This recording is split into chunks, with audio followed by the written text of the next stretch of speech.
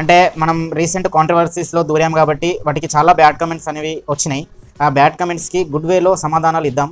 ఎందుకు గుడ్ వేలో ఇస్తున్నాము అంటే బ్యాడ్ వేలో ఇస్తే వాళ్ళకి మనకి తేడా ఏముంటుంది చెప్పండి. Payment done by BSY. ఎన్ని పైసలు దింగినవరో ఫాల్తూ.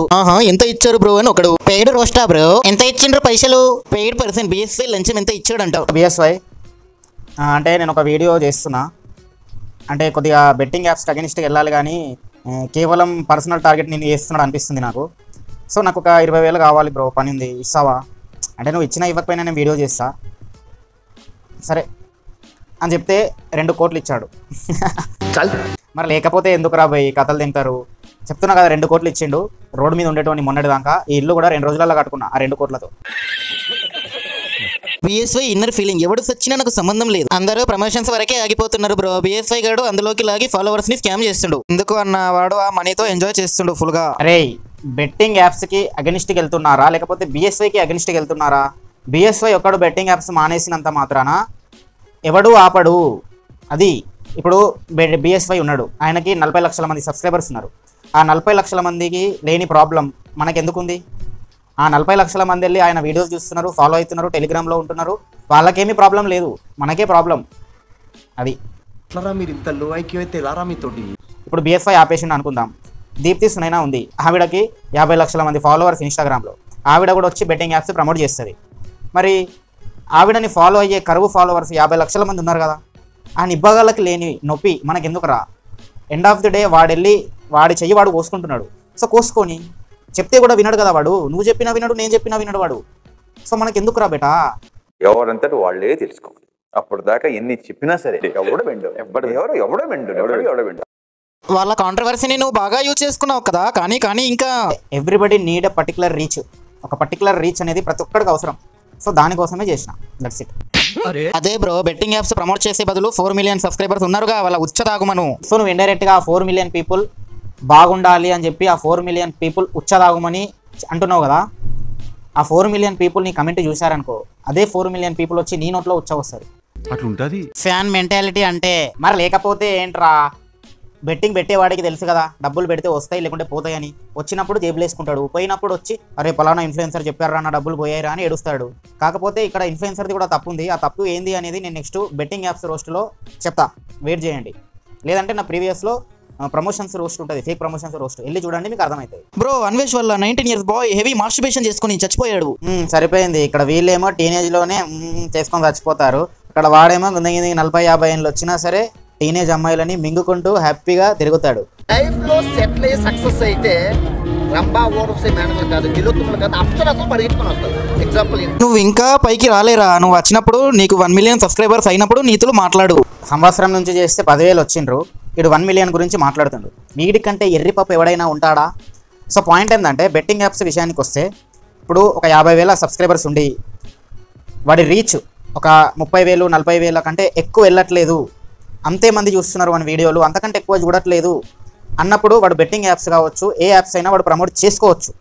ఎందుకంటే వాడు పంచ్ డైలాగులు, ఫన్నీ మీమ్స్, స్క్రిప్ట్ రాసుకొని ఎడిటింగ్ చేసుకొని థంబ్నెయిల్ ఎడిట్ చేసి వీడియో అంతా ఫిక్స్ చేసి వాడు 2 రోజులు కష్టపడి ఒక వీడియో అప్లోడ్ చేస్తే దాన్ని ఎవడు దేకకపోతే, వాడి కష్టానికి తగ్గ డబ్బులు రాకపోతే, వాడికి కొన్ని ప్రమోషన్స్ వస్తే వాడు చేసుకోవచ్చు. అది బెట్టింగ్ అయినా కానీ గేమ్ అయినా కానీ ఏదైనా కానీ చేసుకోవచ్చు. ఎందుకంటే 1000 వ్యూస్కి 1000 మంది చూస్తే యూట్యూబ్ 40 రూపాయలు ఇస్తుంది, 50 రూపాయలు ఇస్తుంది, అంతే, ఎక్కువ ఇవ్వదు. సో అలాంటి వాడు ఏం చేస్తాడు, వాడికి డబ్బులు బాగా అవసరం ఉన్నాయనుకో, వాడు పడిన కష్టానికి మళ్ళీ మన సౌత్లో అసలు ప్రమోషన్సే రావు, వస్తే బెట్టింగే వస్తాయి, అసలు రావు. బట్ వచ్చినప్పుడు వాడికి దిక్కు లేక వాడు చేసుకోవాల్సి వస్తుంది, అది మీరు గమనించాలి. బట్ ఒక 1 మిలియన్ సబ్స్క్రైబర్స్ ఉండి వాడి రీచ్ 100K ప్లస్ ఉంటే, ఇప్పుడు గల్లీ పోలీస్ ఉన్నారు, వాళ్ళకి ఆ ప్రమోషన్స్ అవసరం లేదు. దీప్తి సునైనా కానీ పెద్ద పెద్ద ఇన్ఫ్లుయెన్సర్స్ వాళ్ళ వీడియోలు, అరే లౌడాలో కపుల్ వీడియోస్ చూస్తారా, వాళ్ళ వీడియోస్ 100K ప్లస్ 1,00,000 మంది వీడియో ఒక్క రోజులో చూస్తారు. అలాంటి వాళ్ళు బెట్టింగ్స్ ప్రమోట్ చేస్తున్నారంటే వాళ్ళు దిగజారారు, క్యారెక్టర్ని ఉంచుకోవట్లేదని అర్థం. సో తక్కువ రీచ్ ఉన్నోడికి దిక్కు లేదు కాబట్టి వాడు చేసుకుంటాడు, ఎక్కువ రీచ్ ఉన్నా కానీ వాళ్ళు చేసుకుంటే డబ్బు కష్టపడే వాళ్ళు చేస్తున్నారు అని అర్థం చేసుకోండి. కరెక్టా? నీకంటే తోపులు ఈ సబ్జెక్ట్ మీద వీడియోస్ చేసి హైడ్ చేశారు, నువ్వెంతరా? రీసెర్చ్ చేసి కరెక్ట్గా వీడియో చేయి ఫస్ట్. రీసెంట్గా నీ ఛానల్ సబ్స్క్రైబ్ చేసా, ఈ వీడియోతో అన్సబ్స్క్రైబ్ చేస్తున్నా బాయ్. నీకెందుకు బే ఇంట్లో గుద్ద మూసుకొని ఉండక. అరే మరి నువ్వు కమెంట్ ఎందుకు పెట్టావురా గుద్ద మూసుకొని ఉండక ఎర్రి పువ్వా. నువ్వు చెప్పింది కరెక్టే కానీ ఈ వీడియోకి మానిటైజేషన్ ఆఫ్ చేసి లేదా ఈ వీడియోకి వచ్చిన మనీ బెట్టింగ్ యాప్ వల్ల ఇబ్బంది పడ్డ వాళ్ళకి ఇచ్చినప్పుడు మాట్లాడంట. ఏమన్నావు? బెట్టింగ్ యాప్లలో ఇబ్బంది పడేవాళ్ళు అని అన్నాడు కదా. నేను ఒక మాట చెప్తా. ఇప్పుడు బెట్టింగ్ యాప్లో ఇబ్బంది పడేవాడు ఎవడైతే ఉన్నాడో వాడు ఆశతో వెళ్ళిండు. వాడికి తెలుసు బొమ్మ పడితే 500 వస్తాయి, బొలుసు పడితే 500 పోతాయి. నేను అబద్ధాలు ఆడి ప్రమోట్ చేసినా లేకపోతే నేను వాడిని గుంజుకొచ్చి అరే 500 పెట్టరా అని నేను చెప్పినా అదంతా సెకండరీ. ఫస్ట్ వాడు ఓన్ చాయిస్ తీసుకొని వాడు ఆశపడి 500 పెడితే 3000 వస్తాయేమో అని ఆశపడి వాడు వచ్చి బొమ్మ బొలుసు 500 పెట్టాడు. వాడికి తెలుసు బొలుసు పడితే 500 పోతాయని, అయినా పెట్టాడు. సో బొలుసు పడ్డది, 500 పోయినాయి.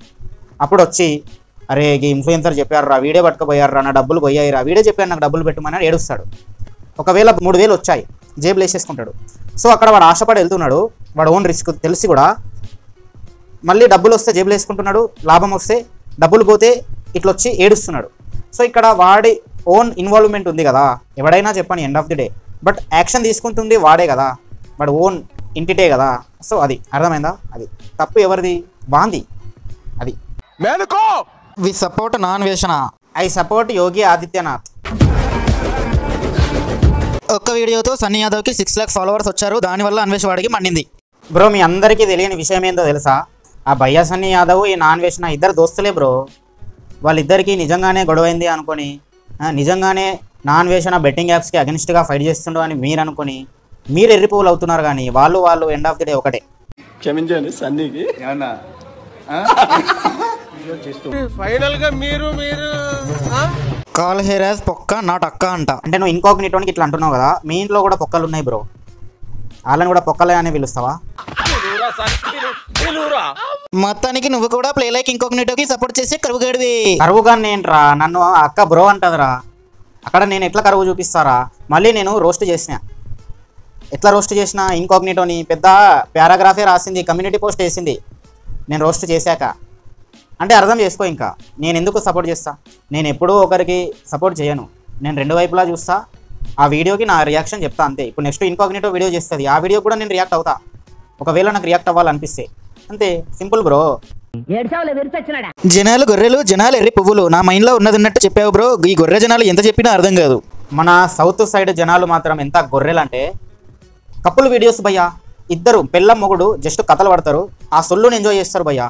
అలాంటి సొల్లు కాంటెంట్ యూట్యూబ్లో డైలీ ఒక్క వీడియో పెడితే ఒక్క రోజులో 1 lakh రీచ్ అవుతుంది. అంటే అర్థం చేసుకో ఎంత సొల్లుగాళ్ళు ఉన్నారు. గల్లీ పోలీస్, ఈవెన్ ఆ పూల చాలామంది ఉన్నారు, రావణ్ ఫరీ, అరే చాలామంది ఉన్నారు భయ్యా. చెప్పాలంటే సొల్లు సోది కాంటెంట్కి మన సైడు చాలా రీచ్ ఉంటుంది. అండ్ అలాగే వీళ్ళని రోస్ట్ చేసే పీపుల్కి రీచ్ ఉండదు. అదే నువ్వు నార్త్లో పో, నార్త్లో ఎడ్యుకేషన్ ఉంది, అక్కడ రోస్టింగ్ని నెత్తి మీద పెట్టుకుంటారు. బట్ మన సైడ్ మాత్రం ఎడ్యుకేషన్ లేదు, జస్ట్ లిటరేట్ ఉంది. ఒకవేళ ఉన్నా కానీ అబ్బాయిలకి లేదు, అమ్మాయిలకి ఇప్పుడు వచ్చినా కానీ దానికి రీచ్ ఉంటుంది. ఎందుకంటే రోస్టింగ్ అంటేనే కొన్ని బూతులు ఉంటాయి, వ్యంగ్యంగా ఫన్ జనరేట్ చేయడం ఉంటుంది కదా. ఇలాంటి కాంటెంట్ అమ్మాయిలు వచ్చి చేస్తే చాలా రీచ్ ఉంటుంది. అబ్బాయిలు ఎగబడి చూస్తారు. ఎవరైనా అమ్మాయిలు ఉంటే రండి, రోస్టింగ్ కాంటెంట్లోకి దిగండి. అది నేను హెల్ప్ చేస్తా కావాలంటే. మంచి రీచ్ వస్తుంది మీకు, అమ్మాయిలకి మంచి రీచ్. కరువు ఉంటారు మన సైడ్ సొల్లుగాళ్ళు. చూస్తోంది చెప్తున్నామండి, ట్రూ ట్రాన్స్లేషన్. యూట్యూబర్ కాదు, హిందూ కార్డు ప్లేయర్ అంట. నేను హిందూ కార్డు ప్లేయరే అయి ఉంటే హిందువులకి సంబంధించిన స్వామీజీలను రోస్ట్ చెయ్య, జాతకాలను రోస్ట్ చెయ్య. బట్ నేను చేసా. సో నేను ఎప్పుడు ఒక హిందూ ప్లే కార్డుని ప్లే చేయను. బట్ ఒక క్రిస్టియన్ కానీ ముస్లిం కానీ ఉంటే వాడు వాళ్ళ మతానికి సంబంధించిన కార్డుని ప్లే చేసుకొని హిందూ మతాన్ని తక్కువ చేస్తుండు అనిపిస్తే యాజ్ ఏ హిందూగా నేను దాన్ని పాయింట్అవుట్ చేసి రియాక్ట్ అవుతా.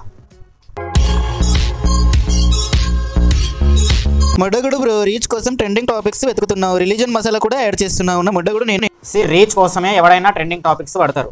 ట్రెండింగ్ టాపిక్ని పట్టడమే తప్పనుకుంటే నీకన్నా పెద్ద ఎర్రి పువ్వుగాడు ఇంకోవాడు ఉండడు. రిలీజన్ని తెస్తున్నావు అంటున్నావు కదా. అరే చాలామంది హిందువులు ఉన్న మూసుకొని ఉంటారా, వాళ్ళు వచ్చి చెప్పుకుంటలేరు, నేను చెప్పుకుంటున్నా. సో నువ్వు నన్ను అప్రిషియేట్ చేయాలి. బట్ నువ్వు హిందూ అయి ఉండి ఇలాంటి కమెంట్ పెట్టినావంటే నీ ఇంటికి వచ్చి మర్డర్ చేస్తాను నేను. నీ అక్కని క్రాంతి మామ దింగతున్నట్టున్నాను, అందుకే క్రాంతి మామ మీద పడ్డావంట. మీ అన్నని ఒక్క వీడియోకే అమ్మని అక్కని చెల్లెని ఎంచి తిట్టిండ్రంట క్రాంతి అన్నని. సో అన్న చాలా ఫీల్ అయ్యి నేను అలాంటివన్నీ కాదు, నేను బెట్టింగ్ యాప్స్లో ఆపేస్తాను, ఇంకా మా అమ్మని అక్కని చెల్లెని కూతుర్ని నేను తిట్టుకోలేను మా ఇంట్లో అని చెప్పి ఎమోషనల్గా వీడియోస్లో చెప్పిండు. మళ్ళీ నువ్వు వచ్చి అదే అమ్మని అక్కని తిడుతున్నావు. ఈ తిట్టిన విషయం మీ అన్నకు తెలిసిందనుకో, నీకు ఉబ్బలో ఇంత పెద్ద రాడ్ వేస్తాడు, రక్తం పడుతుంది మళ్ళీ. నీ ఎరుపుకు వీడియోస్కి ఎడుపుకు రిప్లైస్ దింగేరే పూకు అంటావు. నువ్వు అంగు రాడ్ మొట్ట 3 కాండంలు పెట్టి కొడతా బాణతో. ఏంటి బ్రో అంత మాట అన్నావు? బ్రో రోస్టింగ్ బాగానే చేస్తున్నావు, ఓకే, బట్ బూతులు లేకుండా రోస్ట్ చేయడం రాదా? క్రాంతిని బూతులు తిడుతున్నావు, మరి ఇంకోగ్నిటోని తిట్టవా అంట. బ్రో నీకు తెలియని విషయం ఏంటంటే ఇక్కడ ఇంకోగ్నిటోని పిల్లితో పోలిస్తేనే నన్ను నానా బూతులు మింగారు. సో ఇంకా నేను తిట్టాను అనుకో నన్ను చంపేస్తారు.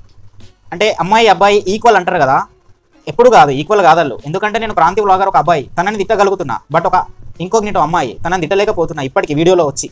సో అర్థం చేసుకో, అమ్మాయిలను తిట్టలేం. చిమ్మావ వీడియోస్ అంటావా, చూసే వాళ్ళు చూస్తారు, శవాల మీద చిల్లర ఏరుకుంటావా, రీచ్ కోసమే అందరూ చేస్తారు. ఇంకోగ్నిటో అయినా ఎవరైనా పాయింట్స్ మాట్లాడు, లాజిక్ చెప్పంట. రోస్టింగ్ అంటేనే పాయింట్తోనే రోస్ట్ చేస్తారు, ఫన్ వేలో ఫన్ జనరేట్ చేస్తారు.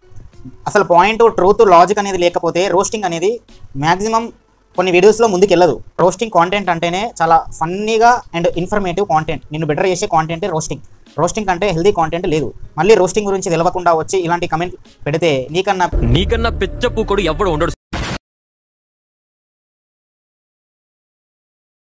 చాలా ఇంకా ఆపేద్దాం. మా వీడియోని లైక్ చేసి కమెంట్ చేసి తెంగేయండి.